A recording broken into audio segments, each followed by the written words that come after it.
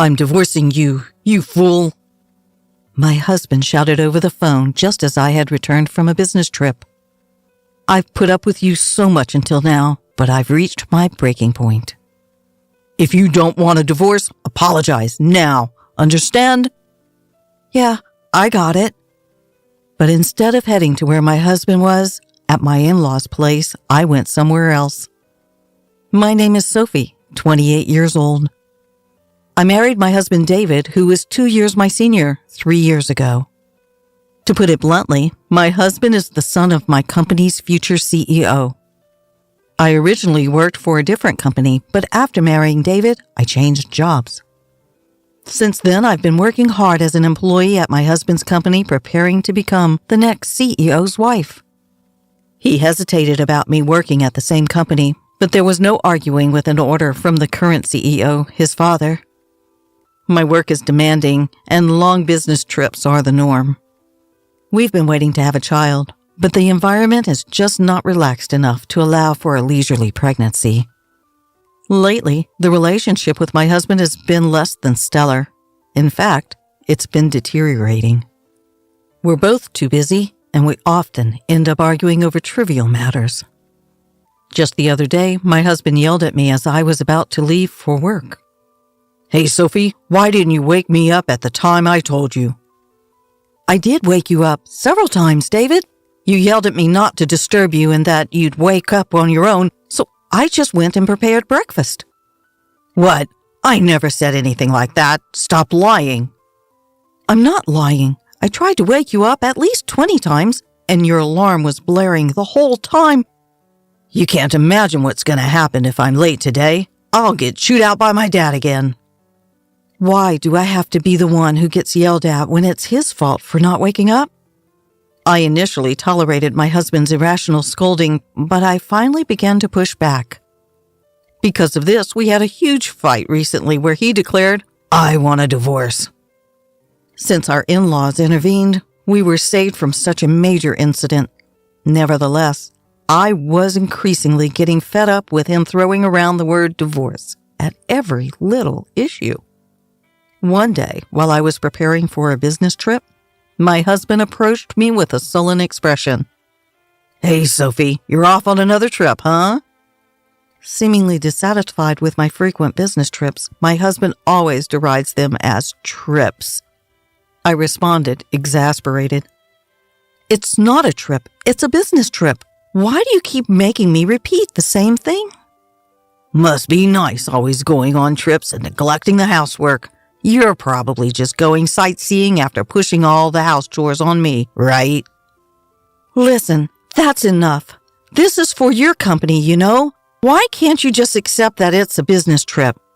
I can't imagine how it's like to be a rookie like you going on a business trip, being so useful. It's pretty much just like a trip. What the hell is wrong with you? Can't you tell the difference between a trip and a business trip? Well, it's the truth, isn't it? You say I'm dumping the house chores on you, but you've never done anything around the house when I'm away on a business trip. When I'm not around, my husband only ever orders takeout, leaves the laundry piled up, and doesn't even take out the garbage. Despite doing nothing, his attitude gives me so much stress. Even the divorce drama last time was all because of his personality. Even though we both work and spend the same amount of time on our jobs, all the housework is left to me. On top of that, he acts all superior and domineering, which I couldn't stand. Trying to discuss it with him is pointless, as he never admits to any fault on his part. Instead, he always turns it around and blames me. As I continued preparing for my business trip in silence, my husband started yelling at me again. For heaven's sakes, the future CEO's wife shouldn't be so casually taking business trips. If you're not firm like me, the other employees will walk all over you. Exactly, because I'm becoming the future CEO's wife, right? I have to learn the job and I need to meet with various clients. That's why I'm working so hard like this. First of all, we can live this good life because I'm the son of the CEO, right? You should listen to me more since it's thanks to me. What are you talking about? The company is doing well because of the employees who work, isn't it? Instead of acting high and mighty just because you're the CEO's son, you should work harder." To such words, my husband's face turned beet red and shouted, "What did you say? What do you mean by work harder?" The other day, I heard the other employees gossiping, you know. They said you always push overtime and bothersome tasks onto others and constantly complain. "What? Who said that? I'll fire them on the spot." That's not the point. How can you not see that you're the one at fault? How can you not understand that you're sullying your father's name? My husband's eyes widened in anger, and he roughly pulled my bangs. "Don't get too full of yourself. After all, who do you think got you this job at this company, huh?" "Ouch! Let go!" "You're able to work at this prestigious company because you married me. Got it? Refuse the business trip. I won't allow you to neglect the home for a business trip." "I've said it many times. It can't be helped. It's for work." "Shut up. Don't talk back. You married me, so you should just quietly listen to what I say." Suddenly, his hand released my hair, causing me to fall back on my butt due to the recoil. If this argument continues, I might lead to another divorce scare. I forcibly drove my ranting husband out of the room and prepared for my business trip. When I return, I'll have to take care of a week's worth of housework piled up by my husband. I bet the floor will be littered with clothes again, and the trash won't be taken out. With that thought, I felt tired even before the business trip. The next day, as planned, I went on the business trip. I performed my duties diligently without mixing personal feelings into my work. When I returned home after a week, the scene I couldn't believe was spread out before me. "I'm home, eh?" As far as the eye could see, the house was spotless, not a speck of dust in sight. It hadn't changed much since the day I left for my business trip. Thank goodness. Finally, David seemed to have understood my feelings. He must have had a change of heart and worked hard on the housework. Just as I started to feel relieved that my husband was finally cooperating, I found the completed divorce papers on the table. "What? What's this?" Next to it was a note saying, "I'm going back to my parents' place. We're getting a divorce." In a panic, I quickly called my husband and he answered promptly. Did you read the divorce papers?" His nonchalant tone provoked me and I fired back. "Wait, are you serious about getting a divorce?" "Obviously. I mean, you'd be in trouble if I divorced you, right?" "Don't just casually talk about divorce." Then my husband said with a smug tone, "If you're going to go that far," and he began to set out conditions. "If you don't neglect the housework and listen to what I say, I might consider withdrawing the divorce, but of course, no more trips." "What? I told you it wasn't a trip." "Are you talking back? If so, I'm divorcing you. You're such a nag." "Nag? A nag, he says? He can't do a single thing around the house himself. If he's up for it, so am I." "Got it. If you don't want to be divorced, come and apologize now. Understand?"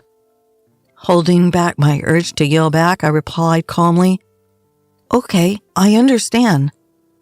"You should have done what I told you from the start. Now, come quickly." With that, he hung up the phone. Instead of heading to my in-laws' house where my husband was, I left the house to go to the city hall. Of course, to submit the divorce papers. They were accepted without a fuss, and I was officially single again.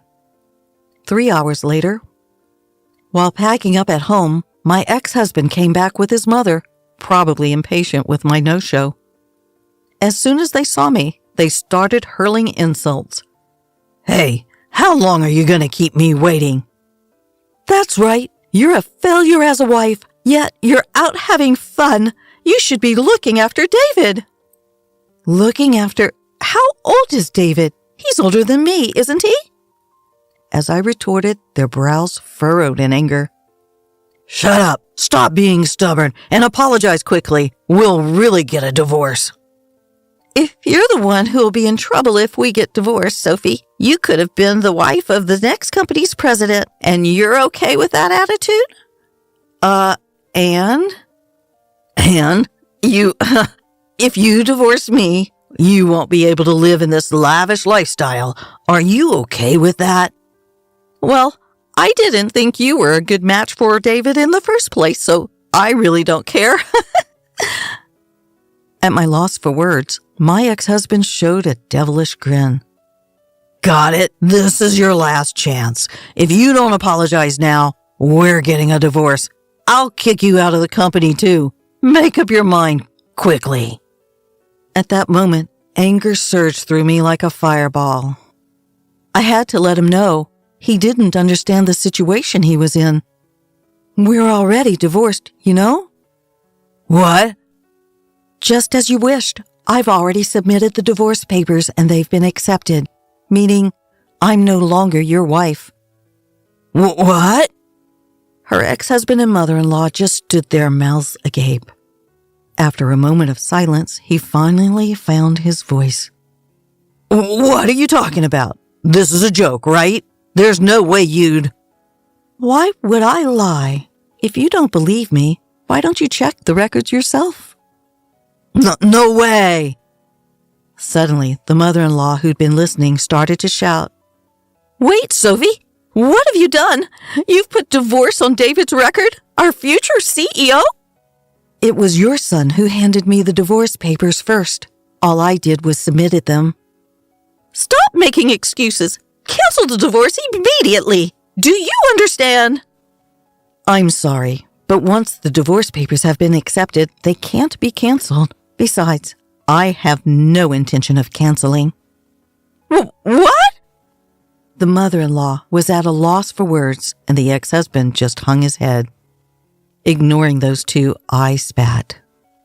I've had enough of being ridiculed every time I go on a business trip, having to balance work and housework every day. As far as I'm concerned, you're nothing more than a burden. So, Sophie, calm down. Calm down? I'm perfectly calm. What's the point of being married if it's only a name? All you care about is yourself, isn't it? I didn't mean it like that. You do realize you're losing your place as the CEO's wife, right? Are you okay with that? I didn't transfer to your company because I wanted to become the CEO's wife. I don't know how much you've been pampered, but I didn't marry you to take care of you. Are you really ready to give up this lifestyle? If you just be patient a little longer, you'd be the CEO's wife. I absolutely refuse to continue being your caretaker. I'm not your mother. Just go live your life on your own. With the intensity like never before, my husband was completely teary-eyed. His mother-in-law took her turn, stuttering out her final provocation. Wait, Sophie! You don't understand what you're doing! What exactly? If you divorce David, you'll also lose your job. And so what? What? I've already informed your father that I'll be quitting the company. What? The mother-in-law and ex-husband's eyes widened in surprise. To confirm the truth, my ex-husband started calling his father. After a few rings, his father answered and he put the call on speaker. Dad, listen to this. Sophie went and decided to divorce me on her own. Yeah, I heard. She told me she's quitting the company, too. She's so selfish. Can't you fire her immediately with your CEO powers? Well, I guess I should fire someone ASAP. You. Yeah, that's right. Wait, what? In place of the dumbstruck ex-husband, his mother-in-law confronted her husband. What do you mean by that? There's nothing to explain. David's a nuisance who contributes nothing to the company. I'm disappointed in your work ethic. Wait, what? How can you suddenly say that about our son? Keep quiet. The father-in-law strongly rebuked his wife. David, your work performance is poor. You use the company's supplies without permission. You casually make advances to female employees. You complain about the company cafeteria. You're just no good. Do you think I don't know that you're being called incompetent by your subordinates? No, that's not true. It can't be. I can't cover for you any longer, even if you are my son. You understand this, right? Being the boss's son doesn't make the company a sweet ride. But that doesn't mean you have to fire me. The only thing I can commend you for is marrying a capable wife. Sophie will continue to work for the company, but you're fired, David. At his father's words, my ex-husband's eyes widen in shock. Unfazed by his reaction, the father-in-law continued. Unlike you, Sophie is meticulous in her work and brings in a lot of contracts. She's highly regarded by our clients. There are many companies that have contracted with us because of her. Sophie? But she was just assigned to business trips because she's new. Don't be ridiculous. We trusted Sophie, so we sent her on more business trips. You were making fun of her, calling it vacation or something, weren't you? No, I didn't. Let me tell you, there's no home for you to return to until you become independent. Never come back to this house. Got it? No way! And so, my ex-husband was disowned by his father-in-law, lost his job, and couldn't even return to his parents' home. When his mother tried to protect her son, his father told his wife, "It's because you spoil him," and was also given a divorce notice. The two of them used up their savings to start living in an apartment, but they have been unable to find work, and their unemployment continues. I still get messages from my ex-husband. Sophie, I was wrong. I won't make fun of you anymore. I promise to take care of myself, so please come back. I can't take it anymore. Help me. He was so persistent that I finally blocked his number. I shouldn't have to deal with that mama's boy anymore. On the other hand, I'm still working hard under my father-in-law, who is the CEO. Now I have my own subordinates, and I'm spending fulfilling days.